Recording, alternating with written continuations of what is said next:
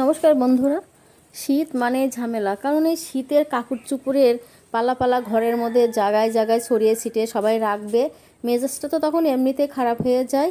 এক একজনের এক এক রকমের পোশাক, এই শীতের কাপড়ই জায়গায় জায়গায় সবাই এক একটা এক এক সময় পরবে, ছড়িয়ে রাখবে, বিরক্ত হয়ে যায়। শীতে কাপড় চোপড় গোছানো, লেপ বালিশ ঘর দুয়ার, মানে এগুলো একটা বাড়তি কাজের সৃষ্টি হয়ে যায়, যার জন্য শীত আমার আসলে বিরক্ত লাগে। এদিকে তোমার দাদাবাবু কম্বলটা ধুয়ে দিয়ে গেছে, তো আমি একটু জায়গায় জায়গায় জলটা চিপিয়ে এভাবে ছড়িয়ে ছড়িয়ে দিচ্ছি। এটা একদিনে শুকাবে না, দুদিন লাগবে অবশ্যই শুকাতে। রোদের তাপটা আজকে খুবই কম।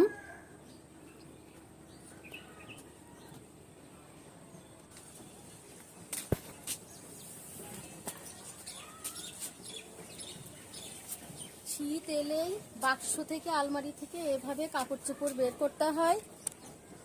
গত বছর এগুলো কেচে ধুয়ে সব রেখেছিলাম,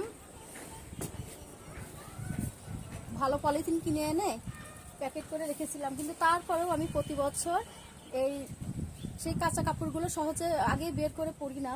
এগুলো আবার নতুন করে অল্প হুইলের গুঁড়া দিয়ে ডেটল দিয়ে ধুয়ে রোদে শুকিয়ে তারপরে ব্যবহার করি।